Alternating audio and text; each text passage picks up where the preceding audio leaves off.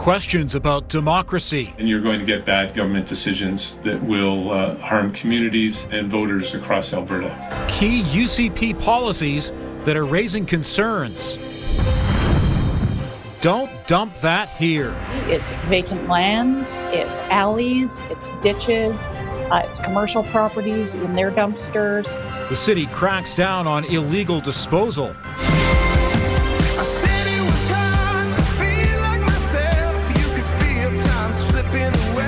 And Arkells' new album, and their shows at intimate venues across Canada. The things that give me the deepest meaning are often free.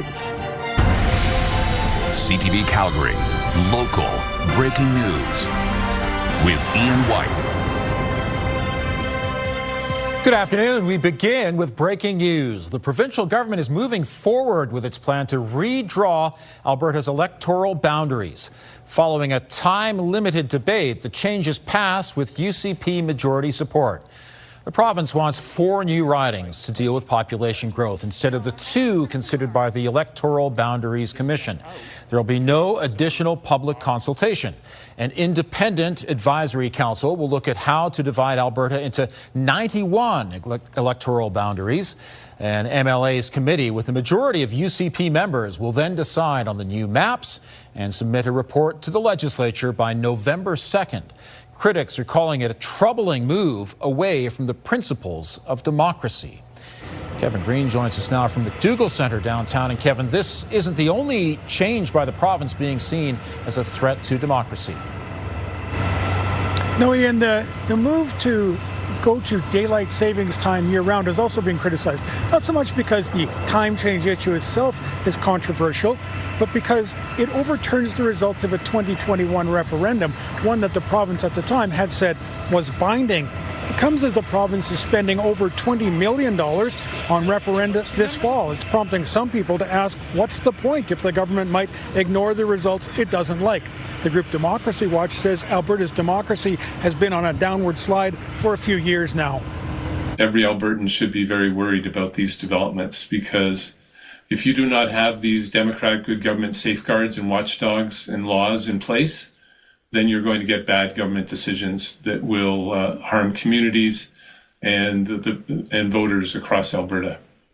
Now, on the topic of the Electoral Boundaries Commission, Duff Conacher from Democracy Watch believes the province is actually breaking the law by ignoring the original report. He says Democracy Watch is now prepared to take the government to court over it. Thank you, Kevin. And the UCP government is taking a closer look at a petition to keep Alberta in Canada. But the leader of the movement says he's been denied the opportunity to speak about it at a committee. It is really disheartening that they just totally disregard 500,000 signatures, the biggest petition in this history's province, and are turning this into a cynical political game to secure their political base. The UCP majority members of the committee voted to deny Thomas Lukaszuk from appearing this morning. It happened at the group's first meeting since nearly 500,000 Albertans signed the Forever Canadian petition. The committee will recommend if the question becomes a vote in the legislature or a referendum. UCP members also shot down a motion for the committee to wrap up its work by May 7th. That means it won't be complete until the fall session of the legislature, possibly after a referendum on sovereignty. The debate over Alberta's separation is thriving on social media, but much of what people are seeing is fake, and it's not clear who's creating it. A new report has identified a network of about 20 YouTube channels posing as Alberta voices, pushing Alberta separation and annexation by the U.S. Researchers say the channels use AI and appear coordinated, using the same scripts, the same clips, and even posting at the same time. The channels have now reached nearly 40 million views. This is a very important year in Alberta, with the idea of a provincial referendum on the ballot being potentially held in the fall. It's important for Albertans and Canadians broadly to know which voices are real and which are fake. Elections Alberta says a new unit is being established to track all forms of deep fakes, misinformation, and disinformation. YouTube says content that violates its rules will be removed. Calgary police are investigating a potential hate crime targeting a local Muslim group. Alicia Fielberg joins us from the University of Calgary. So, Alicia, what was the threat? Ian, the University of Calgary's Muslim Students Association received an email threatening to have them all slaughtered if they don't leave Canada, and they took this seriously. They contacted police right away. Calgary police says that they are investigating the online threat, but don't believe there is an immediate risk. It's not the only group being targeted as hate crimes rise in Canada. The Jewish community is also facing more threats and attacks. The Senate Committee on Human Rights released its report on anti-Semitism today with 22 recommendations aimed at reducing hate, including a task force and education campaigns. And that Royal University professor is part of a team compiling public data to look at factors that may influence the rise in hate crimes. The data suggests a strong relationship between social media use and anti-Semitism and hate toward other communities. Anti-Semitism often is referred to as the canary in the coal mine because it's the first indication, but now we're starting to see other indications of the harms that are becoming of our society because of social media. He suggests a social media ban similar to the one Australia just implemented could be helpful. Here on campus, the Muslim Students Association says that campus security is now doing increased patrols, especially around times of worship. Ian? Okay, thank you, Alicia. Catalytic converter thefts are on the rise, according to police. 90 have been reported since the start of the year. Police say the rise of catalytic converter thefts are impacting areas around McMahon Stadium. Investigators suggest installing anti-theft devices on your converters, engraving them, choose secure areas to park, and report all thefts. A few years ago, a new bylaw was aimed at salvage collectors and yards, along with auto centers, that ordered them not to deface or remove any identifying markers on converters. They also cannot accept any defaced or damaged converters. Certainly at this moment in time, we know that of the three metals that are in there, they're all kind of semi-precious metals. They're all worth some money, but certainly the rhodium is starting to leap up in price, and so that's what's leading kind of the rise in it, the money that people can get from it, or perceived money they think they can get from it. Cal Tire teamed up with Calgary Police in 2023 for an engraving program on catalytic converters. If you book by appointment, Cal Tire will engrave your vehicle ID number on your converter to deter thieves. Golfers were eager to get to the tee for the first time this spring as city golf courses opened today. Yesterday, when the booking platform opened up, we did have some technical difficulties as the desire to get a tee time again was much more than we expected. Courses at Maple Ridge, McCall Lake, and Shaganappi Point are now open for the season, along with the Shaganappi driving range. Faber says they've done some upgrades in the off-season to address some glitches they saw in the booking system last year. Opening dates for Confederation Park and Lakeview will be announced once conditions improve there. Beautiful day. And Danielle, while we're here, we should thank viewers from Edmonton for joining us today. I guess they have some technical glitches up there, but we're happy that they're with us today. Yeah, we'll talk a little bit more about Edmonton in just a little bit, but we need to focus on what today was, because we're not getting it for the rest of this week. Yeah, we got to 22. That's our high, also our current temperature at the airport. This is stunning weather. Yesterday, same idea. And then it all falls apart after today. And for the rest of this week, we're looking at rain, and we're even going to see snow later this week. So hopefully you've enjoyed it. And if you haven't, go for a nice walk and take it all in. All right, your 24-hour forecast is brought to you by Fifth Avenue Volkswagen. Family-owned, community-driven. Discover more at Fifth Avenue Volkswagen. Here's a look at tomorrow. Tomorrow, the rain starts. It will be heavy late morning, and for the early afternoon hours, we're looking at anywhere from 5 to 7 millimeters in the city. The gusts will be around 40 kilometers per hour in the morning and up to 60 in the afternoon. Temperatures will also fall throughout the day, so 9 in the morning, and then by the afternoon, just 4 degrees. More details on that snow coming up, Ian. Thanks, Danielle. Canadian doctors are worried about where patients are getting their information. Just ahead, why diagnosing yourself over the internet could be dangerous. And the city warns citizens about the penalties they could face for getting rid of items in the wrong place. Also, if you have a news tip, text us at 10400.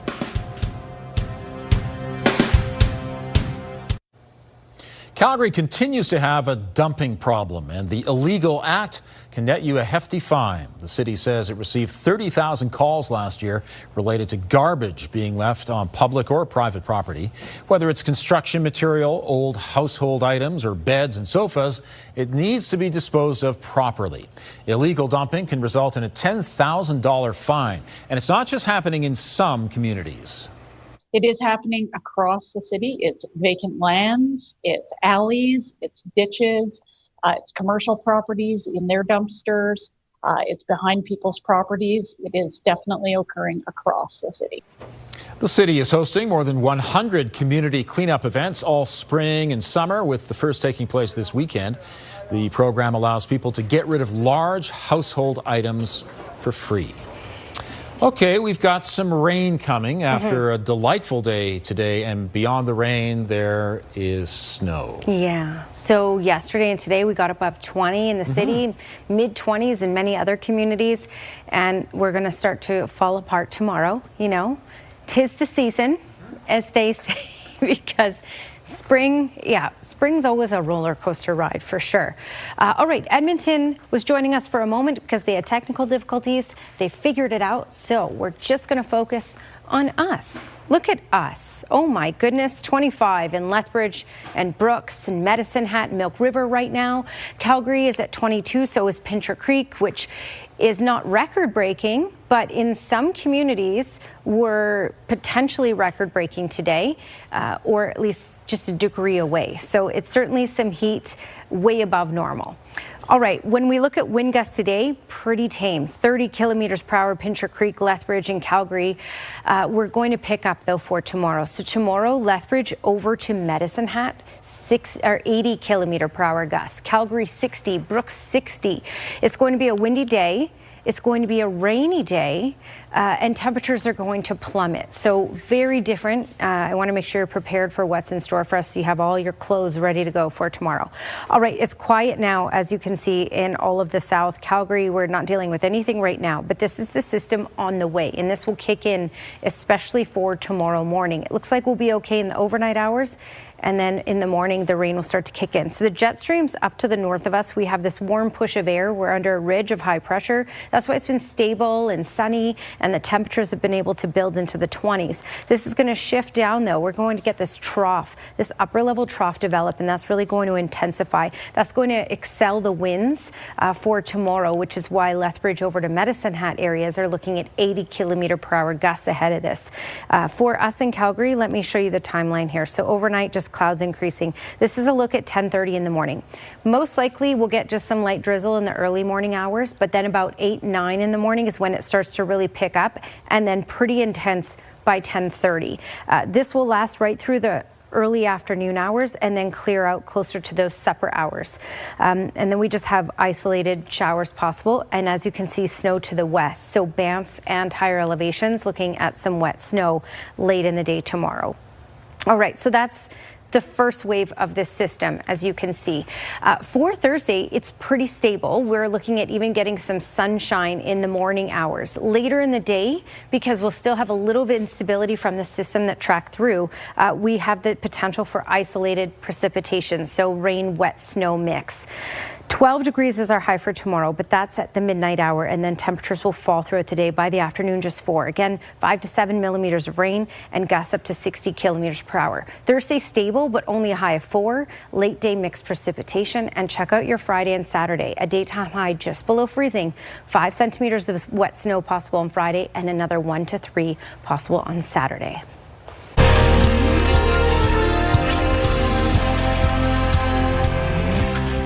A new report finds Canadian doctors are increasingly dealing with the fallout from false health information their patients are finding online. A new survey by the Canadian Medical Association finds 97% of responding doctors have had to intervene to prevent harm or address consequences in patients who followed false or misleading online health information. The president of the CMA says Canadians are turning to online information because it's widely available and because of the shortage of healthcare providers across the country. A couple of years ago, Arkells played for thousands at the Saddle Dome. This year, they're playing at the Legion.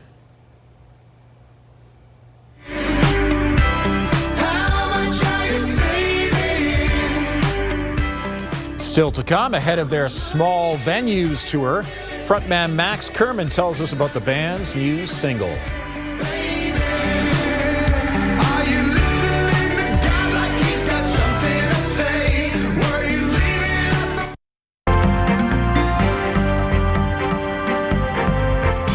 Retail sales in the U.S. are on the rise. Joining me is Robert Geary, investment advisor with the Popowich Karmali Advisory Group. And Rob, first of all, how did the markets close out today? Yeah, it was an interesting one, and I mean, we had a little bit of green at the start of the day, I think on hopes that we saw some earnings coming in on the U.S. side coming in better than expected, but that eroded throughout the day here with, again, this whole ceasefire in the Middle East and that deadline that was supposed to happen here tomorrow night. And you had J.D. Vance canceling his trips, and you had oil spike on that, I would say, elevated risk too. So you saw equity markets start to sell off there throughout the day. And, we did get the ceasefire getting pushed out after the close, but the damage was already done. So we saw red across the board on all indexes in North America today. Meantime, retail sales in the U.S. picked up in March. Yeah, it was a big number, 1.7%, and that's one of the biggest month-over-month increases in beyond a year here. So there's a couple of reasons that this is happening. One is gasoline prices. People are spending more on gasoline. That's pretty obvious. But if you strip that out, it was electronics, furniture, discretionary items across the board, travel. Everything was up in that last month. So what is the reason for this? Because if you are spending more on gas, usually you have less to spend on other things. And that is tax refunds in the U.S. coming out, and people are taking them and spending them. And they are higher than normal coming out due to policy changes on Trump's side. So, hey, he's getting them to spend at this point in time, too. All right. Thanks for the update. Yeah, appreciate it. Alberta's tourism industry is receiving strong support in the Crow's Nest Pass region. According to a new survey, 87% of residents say tourism is important to their community. Across the province, resident support averages around 66%. The South Canadian Rockies Tourism Association says its survey also found a clear desire for growth that aligns with housing availability, infrastructure planning, and long-term stewardship. The Northwest Territories is the latest to ditch the twice-a-year clock change. The Premier says the territory will remain on permanent daylight saving time. R.J. Simpson says residents have previously supported the idea, and doing so now with Alberta makes the most sense. Alberta is expected to introduce legislation this week to stay on daylight saving time. It's following BC's lead, which made the change last month. The UCP is moving ahead with a plan to redraw Alberta's electoral boundaries. Here's Tara Nelson with a look ahead to CTV News at 6. Hi, Ian. The province will involve MLAs in the selection of new boundary maps. Critics are calling it one in a series of troubling moves away from the principles of democracy. Coming up at 6, Calgarians weigh in on the province's performance. Also ahead, there's been a resurgence of catalytic converter thefts in our city. We'll hear from a victim, and we have more advice on how to protect yourself against the crime at 6. Ian. Thanks, Tara. Everything's changing. I'll do the best that I can. What are you spending? How much are you saving? That's the new single from Arkells' new album, Between Us. The Juno-winning band is also trying something novel for their upcoming tour, playing multiple shows at smaller venues in Canadian cities, including 3 sold-out shows here in Calgary. Joining me is Arkells' lead singer and guitarist, Max Kerman. Great to meet you. Thanks for having me. First of all, tell us about that song, Money. It sounds like a social commentary. Oh, it's good. Yeah, we always like a variety of songs on the record. Sometimes there's some love songs. Sometimes there's social commentary in there. Sometimes there's just songs about friendship. And I was thinking about what money does to our minds. Because, of course, we all want to live in some relative comfort. But it was commentary on the greed that exists out there and how some people can't get enough of it. And sometimes it's those people who live the most hollow lives. And I was thinking about, ask the question is like, how, what are you spending? How much are you saving? How much money in the bank will it take till you're sleeping like a baby? And the older I grow, the more I realize that like the things that give me the deepest meaning are often free. And I had this realization. I've had the privilege of sitting courtside at a Raptors game, and I've done it a couple times. And I realized that I was like, I would have just as good a time at this Raptors game if I was with my best friend in the highest, row of the arena. And the more I see life and the way people kind of go about their days, I realize that the people that are the most happy are the ones that just have like deep and meaningful connections, and those don't have a price tag on them. And to see my extended interview with Max Kerman, visit ctvnewscalgary.ca. Cooler conditions are on the way, along with some rain and then some snow. Danielle has all the details coming up, but it's beautiful right now, 22 degrees.